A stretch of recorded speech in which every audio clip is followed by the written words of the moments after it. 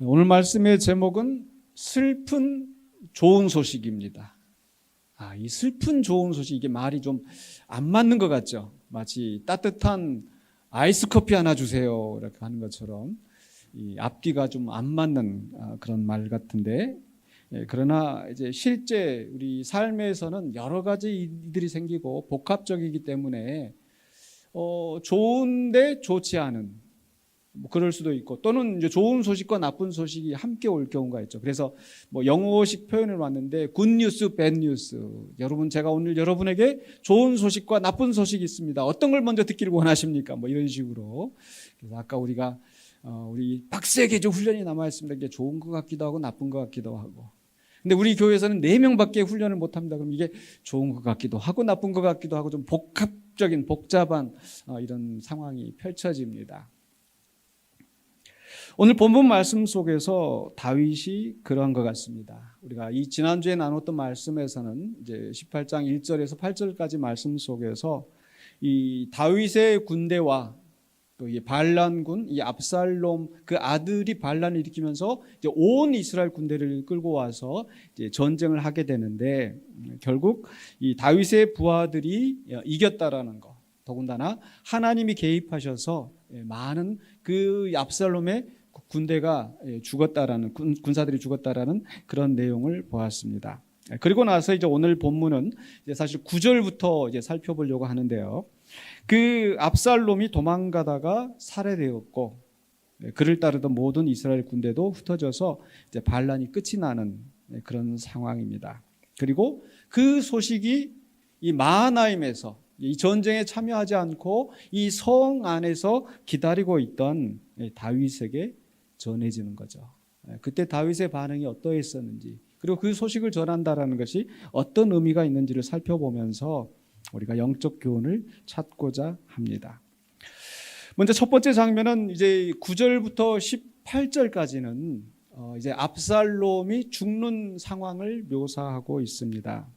9절에서부터 보면은 이제 압살롬이 도망가다가 이 상수리 나무에, 이 가지가 아주 우거진 상수리 나무 밑을 노새를 타고 도망을 하는데 이 머리가 걸려가지고 대롱대롱 매달려 있는 상황이 된 겁니다.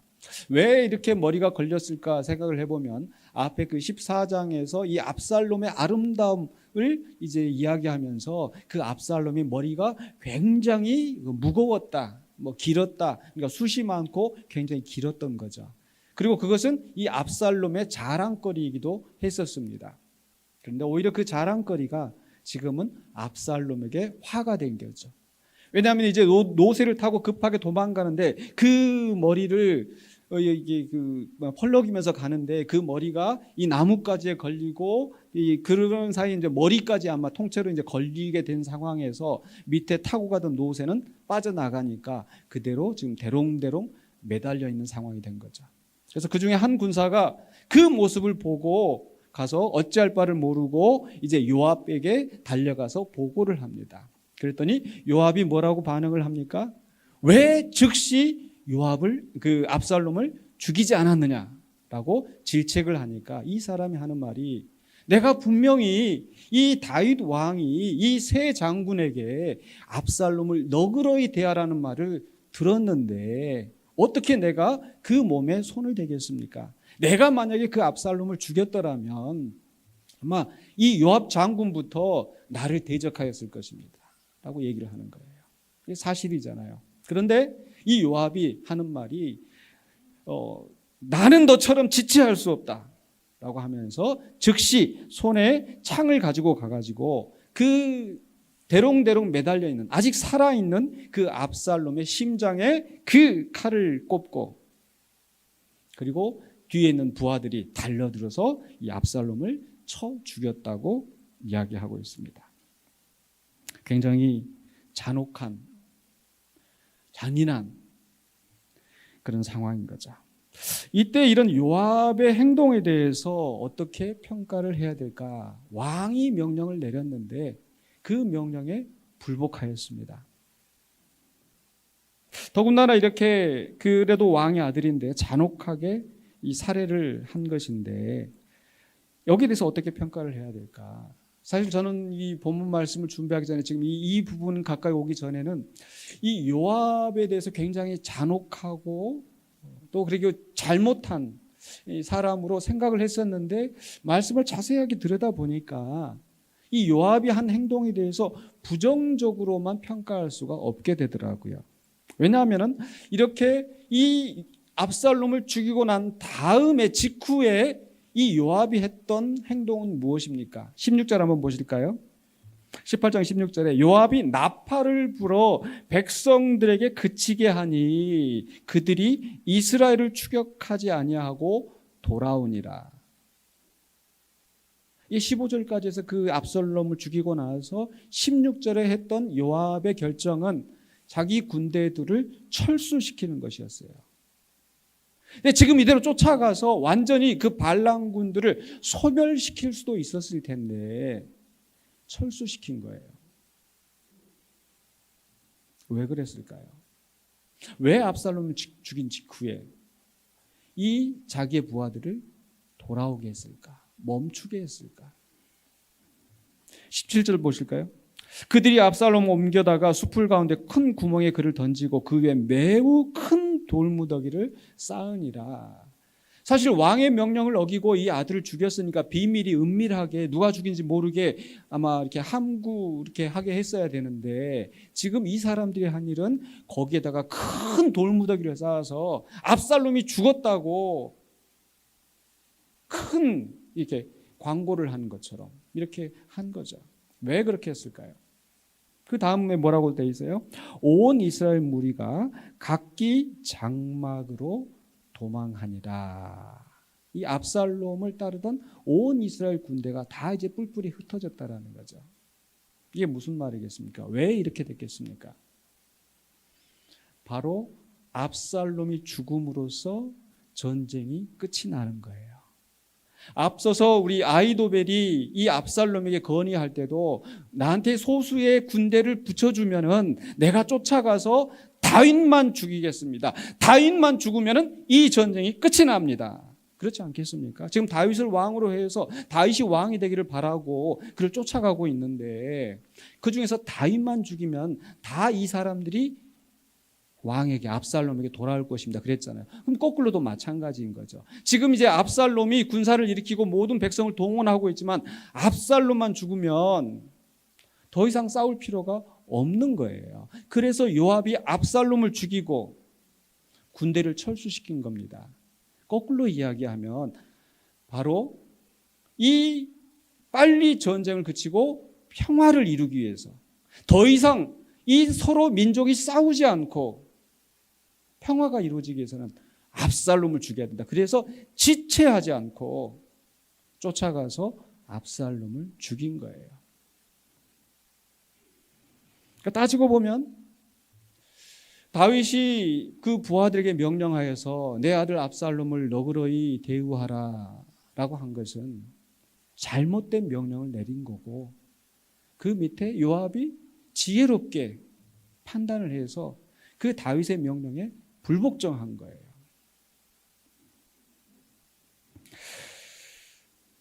만약 이때 요압이 멈추지 않았더라면 더 많은 사람들이 죽었겠죠. 양쪽이 다. 그리고 두 번째 장면은 무엇입니까? 이제 19절로 27절까지 보면은 자, 이렇게 이제 전쟁이 끝이 났으니까 이 소식을 다윗에게 보고를 해야 되는 거예요. 근데 그 중에서 이 아히마아스라는 인물이 등장을 하는데 이 아히마아스가 어떻게 해서든지 이 다윗에게 소식을 전하려고 아주 애를 쓰고 있는 장면이 나오죠. 19절에 가서 이 아히마아스가 요압에게 가서 내가 다윗에게 이 소식을 전하겠습니다라고 나섭니다. 여러분 이 아히마아스가 누구죠? 바로 앞에 17장에서 그 다윗이 위기 상황에 있을 때에 그 다윗에게 가서 이 후세의 계략대로 후세가 일러준 대로 빨리 도망가도록 알려준 사람이 바로 이 아히마아스였죠. 사독의 아들. 그러니까 예루살렘 성에서는 사독과 아비아들의 두 제사장이 남아있고 그 아들들은 바깥에서 대기하고 있으면서 지금 연락을 취해가지고 다윗이 빨리 가도록 소식을 전한 사람이 바로 그 아히마아스인 거예요. 그런데 그 아히마아스가 그때는 참 괴로운 소식을 전했지만 지금은 기쁜 소식을 전하려고 그렇게 나온 것이 아닌가. 그런데 이 아히마아스가 이렇게 가겠다고 지금 가서 소식을 전하겠다고 하니까 그 뜻밖의 요압이 아히마아스를 말립니다. 가지 말라고. 그리고 그 대신 누구를 보냅니까? 구스 사람. 구스 사람은 이디오피아인입니다. 이방인입니다. 그들 가운데 섞여 있는, 그러니까 가장 하층민, 그 사람을 보내는 거예요. 그런데 이렇게 보내고 난 뒤에도 이 아히마아스가 포기하지 않고 다시 와가지고 요압에게 나 좀 보내달라고요. 이렇게 하면서 또 재촉을 하는 거예요. 근데 그래도 또 이 요압이 말립니다. 말려도 이 아히마아스가 듣지 않고 계속 저러니까 결국 요압이 그래 알았다고 보내는 거죠. 근데 먼저 지금 이 구스 사람은 한참 달려가고 있는데 이 아히마아스가 얼마나 마음이 급했는지 들길로 더 빨리 달려가가지고 나중에 뒤에 장면 보니까 이 구스 사람보다 더 앞서가서 이 다윗에게 이 소식을 전하고 있는 거예요. 얼마나 끈질기게 지금 이 아히마아스가 소식을 전하고 있습니까? 그래서 그 모습을 보면서 이제 안에서는, 이 성 안에서는 이제 언제 무슨 소식이 들려오나 지금 이제 온 촉각을 곤두세우고 지금 기다리고 있는데 보니까 이제 파수꾼이 밖에서 보고 있으니까 이 전령이 달려오는 거예요. 한 명이 달려오는 줄 알았는데 그 보니까 또 그 뒤에도 또 달려오는 거예요.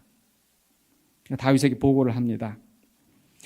그러면서 27절에 보니까 파수꾼이 이르되 내가 보기에는 앞선 사람의 다름질이 사독의 아들 아히마아스의 다름질과 같으니이다. 뒤에 출발했는데 먼저 지금 추월해가지고 와가지고 이 아히마아스가 달려오는 게 보이는 거예요. 다윗이 뭐라고 이야기합니까? 왕이 이르되 그는 좋은 사람이니 좋은 소식을 가져오느니라고 이야기를 하죠. 다윗이 기대를 가지고 지금 그 소식을 듣습니다. 이제 세 번째 장면은 28절로 33절까지 해서 그 소식을 들은 다윗의 반응이 어떠했었는지. 아히마아스가 와서 우리가 이겼습니다. 다윗의 반응이 좀 어떠했나요? 야, 그래 고생했다, 수고했다. 이게 아니고 그 다음에 척하고 나오는 다윗의 말은 내 아들 압살롬은 어찌 되었느냐. 아히마아스가 뭐라고 했을까요?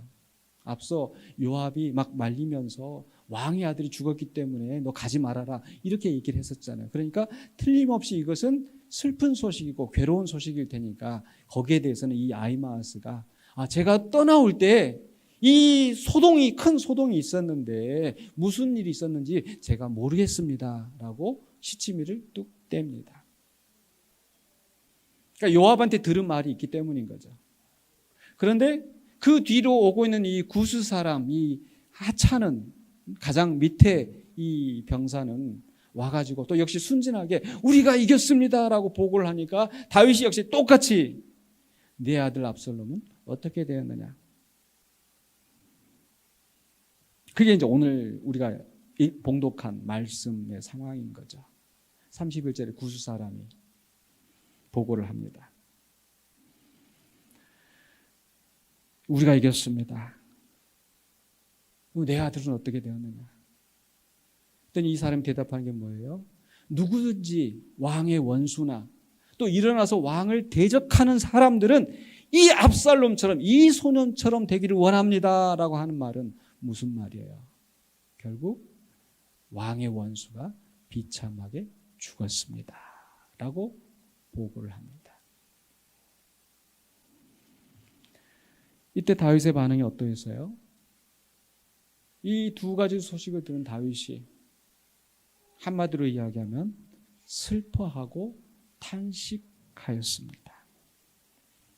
여기까지가 이제 다 본문의 내용인데, 야, 오늘 임 목사 설교가 빨리 끝나는구나. 좋아하지 마시고 지금부터가 이제 본 내용입니다. 그렇다면 이 기사를 통해서 우리는 무엇을 배울 수 있는가? 어떻게 적용할 수 있는가? 먼저 첫 번째로 생각할 것은요, 다윗이 들은 소식은 어떤 성격의 소식이었는지, 좋은 소식이었어요? 나쁜 소식이었어요. 기쁜 소식이었어요? 슬픈 소식이었어요? 어떤 소식입니까? 오늘 제목이 뭐였어요? 슬픈 좋은 소식. 왜 슬플까요? 자기 아들이 죽었기 때문이죠. 근데 왜 이것이 기쁜 소식일까요? 왜 이들이 와가지고 왕 앞에 그렇게 소식을 전하려고 했을까? 이제 전쟁이 끝이 났습니다. 이제 우리는 자유함을 얻었습니다. 이제 평화가 이루어졌습니다. 반란군의 수괴가 죽었습니다. 그러니까 좋은 소식인 거예요. 근데 다윗의 입장에서는 그 좋은 소식을 마냥 기뻐할 수만 없었던 거죠. 왜? 아버지니까. 자기 아들이 죽었으니까. 다윗에게는 한없이 슬픈 소식이었던 겁니다. 18장 33절에 왕의 마음이 심히 아파. 그냥 아픈 것도 아니고 심히 아파. 문 위층으로 올라가서 우니라. 그가 올라갈 때 말하기를 내 아들 압살롬아, 내 아들 압살롬아, 차라리 내가 너를 대신하여 죽었다면 압살롬 내 아들아. 남의 이야기 같지 않고 너무 아픕니다. 저도 우리 아이들 조만할 때 키울 때 막 열이 나고 막 미국에서 있을 때 우리 한국에서처럼 보험이 잘 돼 있지 않기 때문에 병원에 데려가지도 못하고 저희 셋째 아이가 이 장염에 걸렸는데 계속 쏟아내고 여름 나고 의사한테 전화해도 그냥 해열제만 먹이세요. 제 마음속에서는 내가 왜 우리 식구들 다 데리고 와서 능력도 없는데 이 식구들 데려와서 내 이 셋째 아들 이놈 내가 결국 죽게 만드는가. 나중에 보니까 탈수가 돼가지고 얼마나 탈수가 되었는지 그 고추가 다 말라가지고 빼빼 말라가지고 다 달라붙어 있을 정도로 입술도 다 말라가지고 아마 누구라도 그런 상황에서는 그 부모의 심정이 뭡니까? 차라리 내가 아팠더라면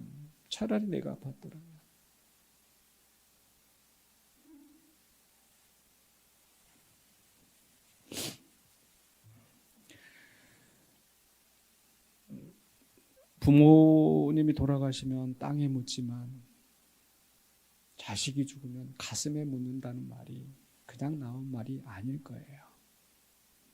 다윗에게는 한량없이 슬픈, 부모님이 돌아가셔도 너무 슬프겠지만 하늘이 무너지는 것 같겠지만 그러나 이 자식이 죽는 것, 자식이 상하는 것을 보는 것은 또 다른 차원의 아픔인 거죠.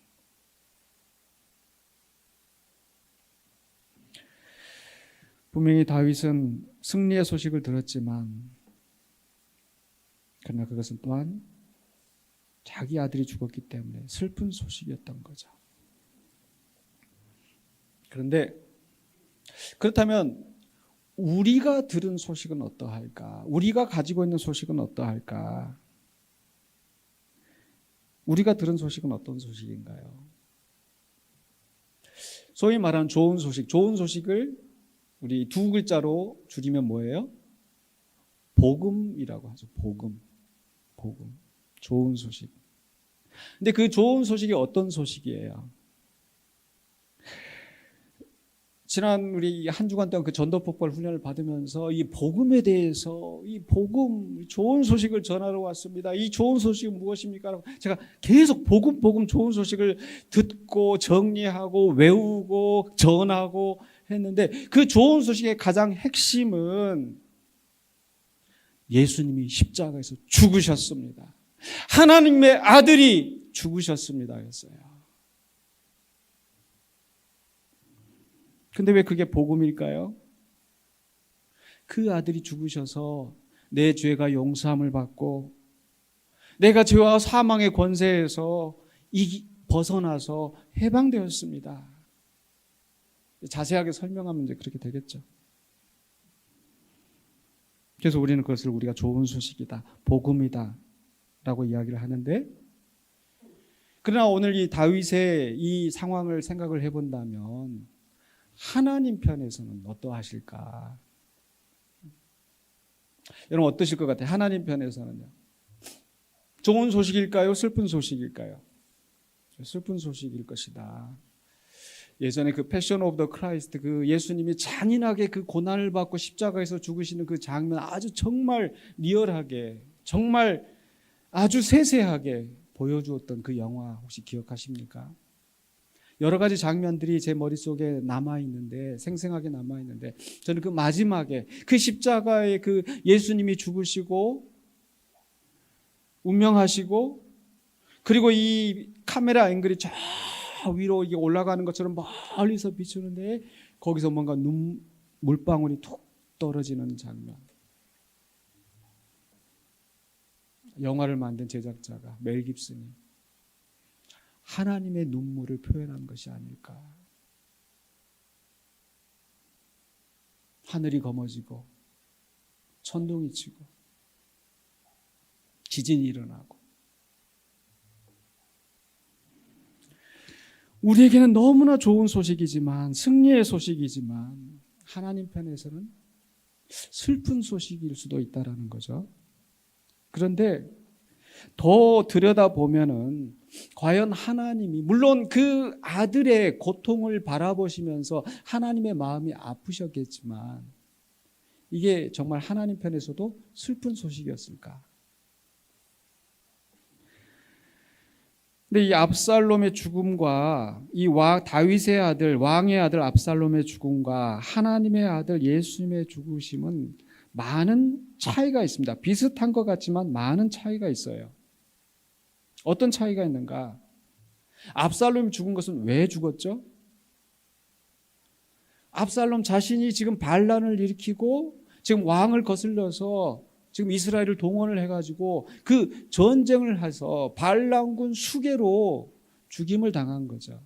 또 더 따지고 들어가서 보면 왜 이런 일들이 일어났을까? 다윗의 범죄함으로 말미암아 그 집에 칼과 재난이 끊이지 않을 것이라고 하는, 다윗을 향한 하나님의 심판이었고 압살롬의 죄에 대한 하나님의 심판이었던 거죠.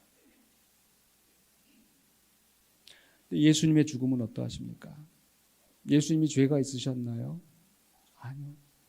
아무 흠도 없고 죄가 없으신 그분이 우리 죄를 담당하시려고 죽으신 거죠. 하나님이 잘못해서요? 하나님이 잘못하시지 않으셨잖아요. 또 이 압살롬의 죽음을 다윗이 미리 계획하고 이렇게 해서 죽여야겠다, 이렇게 해서 압살롬을 처치해야겠다 그랬나요? 아니요. 다윗은 압살롬을 살리기를 원했어요. 그래서 그 부하들에게 내 아들 좀 너그럽게 대해달라고. 다윗의 마음은 이 아들이 살았으면 했었어요. 설사 많은 군인들의 희생을 치르더라도, 전쟁이 지속되는 한이 있어도 내 아들만큼은 살리고 싶은 그 다윗의 마음이었는데, 우리 하나님의 마음은 어떠셨을까요? 그냥 계획 없이 어쩌다가 보니까 그 예수가 그 미움을 받고 죽임을 당했나요? 아니요. 창세전에 우리를 사랑하시던 그 하나님께서 창세전에 예정하시고 그 아들에게 우리의 죄를 담당시켜서 우리를 하나님의 자녀 삼으시고 우리에게 영생을 주시려고 하나님의 계획 안에서, 하나님의 뜻 안에서 그 일이 이루어진 거였죠. 그래서 우리 예수님께서도 겟세마네 동산에서 기도하실 때 어떻게 기도하셨어요? 하실만 하거든 이 잔이 내게서 떠나게 하옵소서. 그러나 내 뜻대로 마시옵고 아버지의 뜻대로 되기를 원하나이다. 아버지의 뜻대로. 그래서 우리 주님께서 십자가에서 돌아가시면서 그 직전에 바로 그 전에 하셨던 말씀은 엘리 엘리 람마 사박다니 어찌하여 나를 버리셨나이까 라고 하였지만 그 마지막 순간에 우리 주님은 내 영혼을 아버지 손에 의탁하나이다 라고 하면서 뭐라고 말씀하시고 숨을 거두셨어요? 다 이루었다. 아버지의 뜻을 다 이루었다. 요한복음에서도 보면은 내가 일을 함으로써 아버지를 영화롭게 하고 또 아버지가 나를 영화롭게 한다고. 압살롬은 그 아버지를 능욕하기 위해서 아버지의 첩들을 대낮에 자기가 데려다가 동침을 하였지만 그리고 아버지를 죽이려고 하였지만 예수님은 하나님의 뜻을 이루어 하나님을 영화롭게 하시려고 그 죽음을 감당하신 거예요. 그리고 더 결정적인 차이점은 무엇인가? 압살롬은 그 수풀의 깊은 구덩이에 던져져서 그 위로 큰 돌무더기가 쌓여서 그 속에서 썩어져 갔지만 우리 주님은 어떻게 됐어요? 그 죽음이 끝이 아니라 사흘 만에 살아나시고 빈 무덤이 되게 하신 거죠. 그리고 나서 어떻게 하셨어요? 승천하시고 하나님 우편에 계시면서 지금은 만왕의 왕 만주의 주로 모든 만물이 그 발 아래 무릎 꿇게 영광의 자리에 오르셨던 거죠. 그래서 그분 때문에 우리가 나음을 얻었고 그분 때문에 우리가 영생을 얻었고 또한 그 일로 말미암아서 하나님이 영화롭게 되고 예수 그리스도가 영화롭게 되었으니까 그 소식은 어떤 소식이에요? 어떤 소식이에요? 좋은 소식이에요? 나쁜 소식이에요? 슬픈 소식이에요? 기쁜 소식이에요? 기쁜 좋은 소식이고 따라서 합시다. 완전 좋은 소식. 완전 좋은 소식이에요. 믿습니까? 자, 그런데 이 완전 좋은 소식을 우리는 그러면은 우리만 알고 전하지 않아야겠어요? 아니면 전해야 되겠어요? 전해야 되겠죠. 그런데 과연 우리가 이 복음을 전하기 위해서 그렇게 애를 쓰고 있는가? 근데 오늘 본문 속에서 아이마스를 보면 어떻겠어요? 가지 말라고 말려도 자기가 자원해서 내가 가서 전하겠습니다. 말려도 듣지 않고 그래도 가야겠습니다. 이미 사람 보냈다. 아니 그래도 제가 가겠습니다. 천천히 가는 것도 아니고 더 빨리 달려가서 이렇게 애를 썼는데 왜 이렇게 아이마스는 그렇게 소식을 전하려고 애를 썼을까요? 19절을 다시 보시면 18장 19절에 처음 이제 그 요압에게 가서 요청할 때입니다.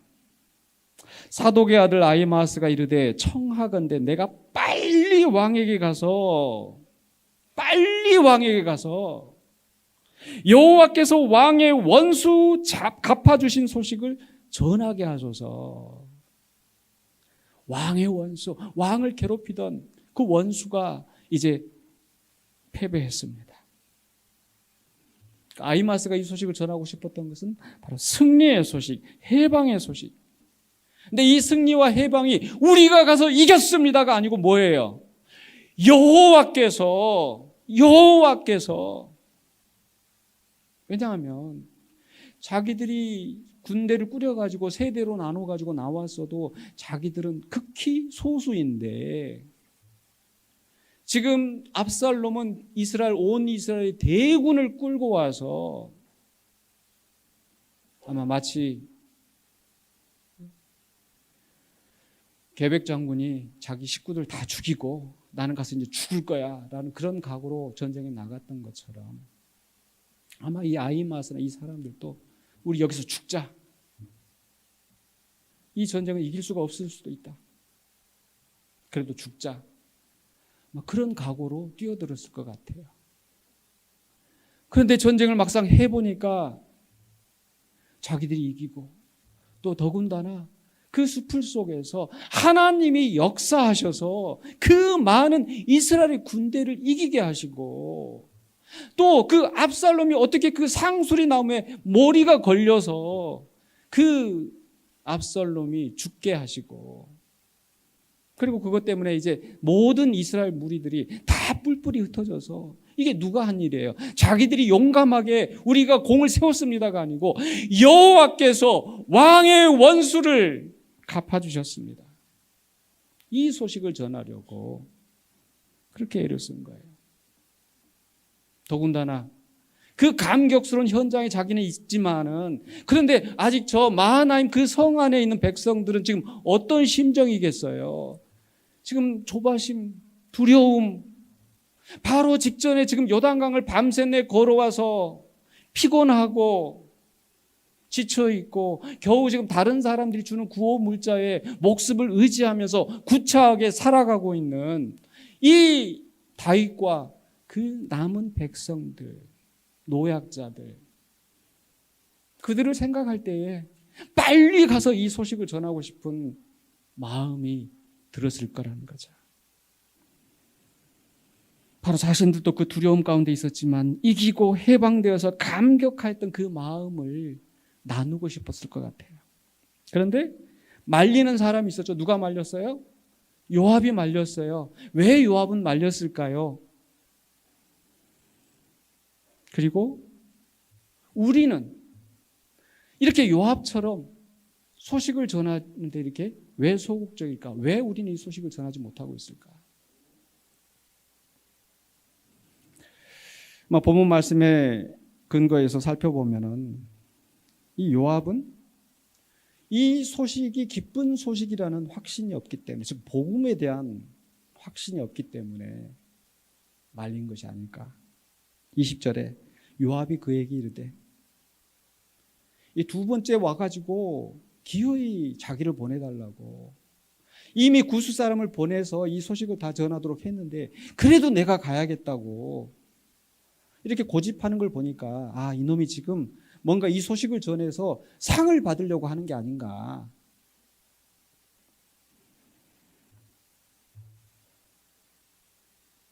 그런데 요압이 하는 말은, 오늘 왕의 아들이 죽었기 때문에 네가 오늘 소식을 전하지 못할 것이다. 우리가 이기긴 이겼지만 왕의 아들이 죽었으니까 슬픈 소식이고 그 소식을 네가 전달할 수 없다. 왕의 아들의 죽음은 슬픔이었기 때문에. 그런데 우리는 그러면 왜 복음을 전하지 못합니까? 아, 이게 예수님이 십자가에 못 박혀 죽으신 것이 하나님 앞에 수치가 되고 하나님이 슬퍼하시고 괜히 하나님의 상처를 건드리면 안 되니까. 여러분, 그래서 우리가 복음을 증거하지 못하나요? 아니죠. 우리는 분명히 이 십자가의 죽으심이 하나님의 뜻 안에서 하나님을 영화롭게 하는 하나님의 계획이 이루어진 줄로 확신합니다. 우리는 분명히 복음에 대한 확신이 있고 또 그 복음으로 말미암아 내가 구원을 얻었다는 아마 기쁨도 있습니다. 그런데 전하지 못하고 있어요. 둘째로 바로 이 요압이 말린 이유는 복음을 전하다가 이 아히마아스가 화를 당할 수도 있겠다 싶으니까 그랬던 것 같습니다. 그래서 18장 22절에 지금 아히마아스는 앞에 지금 이미 전하러 갔어요. 근데 내가 뒤쫓아가서 반드시 내가 이 소식을 전하겠습니다. 지금 이 아히마아스가 상에 눈이 어두워서 그랬을까? 뭐 그랬을지도 모르겠지만, 그러나 요압의 입장에서는, 요압이 생각하는 것은 네가 이 소식을 전함으로 상을 얻지 못할 것이다. 근데 상만 못 얻는 것이 아니라 네가 위험해질 수 있다. 이렇게 생각을 했어요. 왜냐하면 여러분, 사무엘상 마지막 부분에서 사울이 죽었습니다. 다윗을 죽이려고 했던, 쫓아다녔던 그 대적 사울이 죽었는데 그 아말렉 소년이 그 지나가다가 사울의 죽은 것을 보고 내가 가서 이 소식을 다윗에게 알려야겠다. 내가 죽였습니다. 라고 보고를 하면 나한테 상을 주겠지? 라고 해서 보고를 했는데 다윗이 어떻게 했어요? 네가 기름 부은 받은 자를 네가 해쳤다고 즉시 죽이지 않았습니까? 처형하지 않았습니까? 사무엘하 4장에서 보면은 이 다윗이 세운 유다 왕국과 이 사울의 아들 이스보셋이 다스린 그 나라가 그 대립하면서 7년 반 동안 계속 전쟁이 지속되었는데 그 이스보셋의 두 신하가 그 잠자고 있는 이스보셋을 죽이고 와서 그 머리를 들고 와서 우리가 당신의 대적을 죽였습니다라고 보고했을 때 다윗이 어떻게 했어요? 즉시 처형했지 않습니까? 하물며 자신의 아들, 그렇게 슬퍼하는 자신의 아들, 그 명을 어기고 지금 죽였다고 하는데 아히마아스가 온전하겠습니까? 이게 다윗이, 아니 요압이 두려워했던 부분인 거죠. 그래서 말렸습니다. 요압은 그 소식을 전하기를 주저했습니다.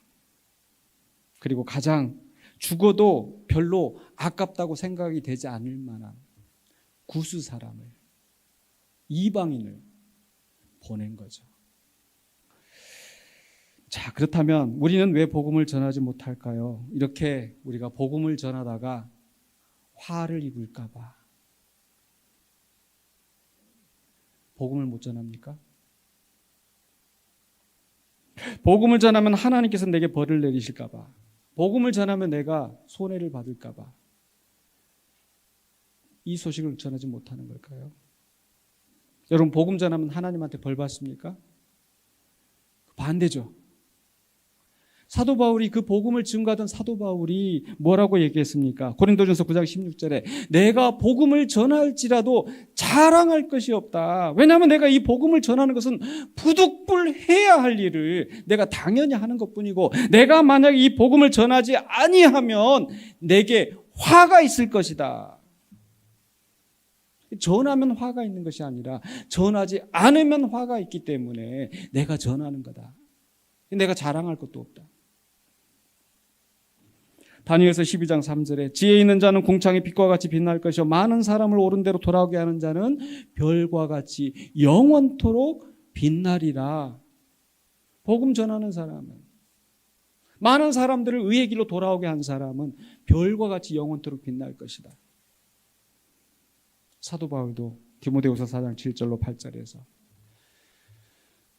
자기 믿음의 아들 디모데에게 나는 선한 싸움을 싸우고 나의 달려갈 길을 마치고 이제 믿음을 지켰으니. 다윗이 싸운 선한 싸움은 무엇입니까? 복음 전하는 거죠. 복음 전하는 거.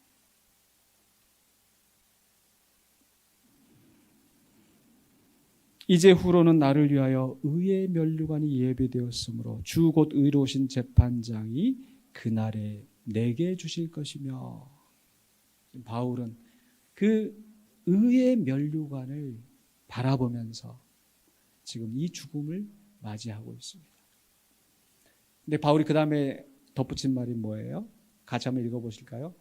내게만 아니라 주의 나타나심을 사모하는 모든 자에게도니. 바울처럼 그렇게 위대한 공을 세워서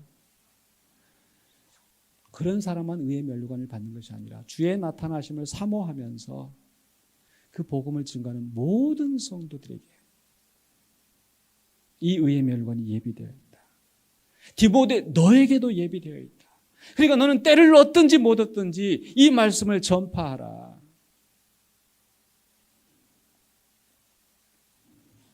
또 너는 이 말씀을 충성된 다른 사람에게 부탁하라.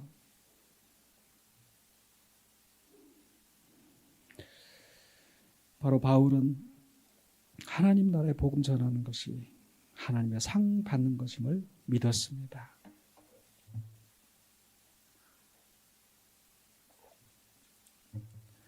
히브리서 11장 믿음이 없이는 하나님을 기쁘시게 못하나니 하나님을 믿는 자는 그가 상 주시는 분인 것을 믿으라고 말씀하고 있죠. 여러분, 우리가 전도하면 하나님이 의의 면류관 상 주실 걸 믿으십니까? 왜 이렇게 소리가 적어요? 안 믿으세요? 믿긴 믿는데 복음 전하는 건 여전히 자신이 없기 때문이 아닐까요? 왜 복음을 못 전합니까? 완전 기쁜 소식인데. 말을 잘 못해서, 나는 내성적이어서, 실패할까 봐 두려워서, 다른 사람에게 말 붙이는 것이 불편해서. 근데 하나님이, 우리가 하나님 앞에 가서 너 왜 전도 안 했냐 그러면은 지금 이런 변명이 통할까요? 안 통할까요? 안 통한 걸 뭘 보면 알 수 있어요? 성경의 근거에서 모세를 보내신 때 모세가 나는 말 잘 못합니다. 말 잘 못합니다. 누가 이 혀를 지었느냐? 내가 너한테 이 할 말을 넣어줄 테니까 좀 가라. 모세가 그래도 못 갑니다. 보낼 만한 자를 보내소서. 우리 하나님 뭐라고 했어요? 그래 알았다. 내가 너 포기하고 내가 다른 사람 보내. 막 그러셨어요? 아니 그럼 어떻게 했어요? 하나님이 화를 내시고 아론 붙여줄 테니까 좀 가라니까. 하나님이 화내시니까 모세가 깨갱하고 가잖아요. 변명이 안 통합니다. 이제 아까 제가 우리 교회에서 이제 전도 훈련 이렇게 합니다라고 했는데 아마 우리 성도님들이 어떤 반응을 하실지. 우리 집사님 전도해야 합니다. 훈련 받으세요. 권사님 훈련해야 됩니다. 받으세요. 성도님 전도해야 됩니다. 그럴 때 여러분 뭐라고 답변하시겠어요? 아멘, 할렐루야. 한 번 대답하셨네. 이제 말씀을 마무리하겠습니다. 좀 시간이 지났는데 어떤 변명도 하나님 앞에서 정당하다 인정받을 만한 변명이 제 생각에는 없을 것 같아요. 근데 혹시 여러분 있으세요? 이게 너무 중요하기 때문에 제가 다음 주에 이 복음을 전하는 이 소식에 대해서 2탄 속편 기대하시라. 개봉박두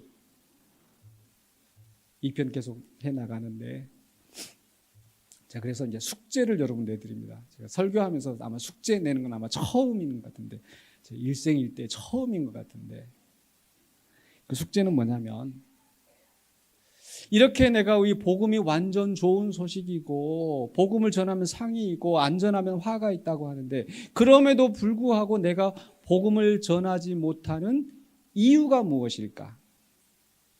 적어 오시는 거예요. 숙제 검사하겠습니다. 다음 주에. 다음 주에 또 다 안 나오시면 어떡하죠? 큰일 났네.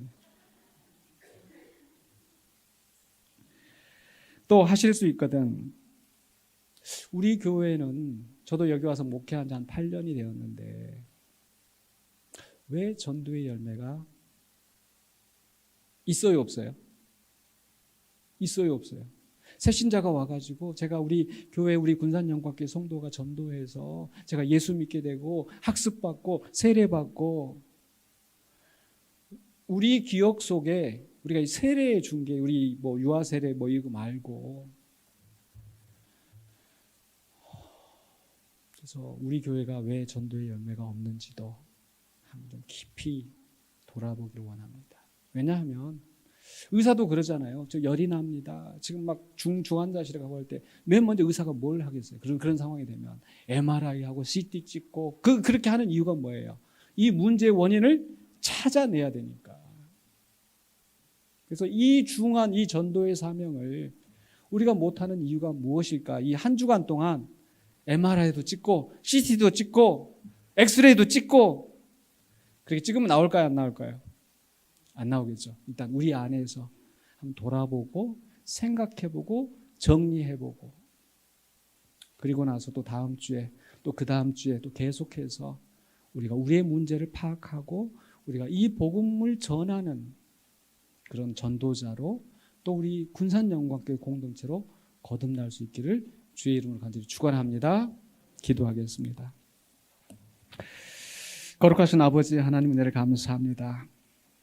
그 아들을 십자가에 못 박혀 죽게 하시고 우리의 죄값을 그에게 담당시키면서 우리를 구원하신 아버지 하나님의 그 은혜로 말미암아 그 사랑으로 말미암아 우리가 구원을 얻었습니다. 이 기쁜 소식을 우리가 증거해야 할 텐데 온전히 전하지 못하고 여전히 머물러 있는 우리 자신의 죄를 회개합니다. 용서하여 주시옵소서. 그리고 이제 주의 말씀에 힘입어서 복음을 온전히 선포하고 증거하는 그 일에 열심을 다하는 우리 모두가 되게 하여 주시옵소서. 예수 그리스도 이름으로 기도하옵나이다. 아멘.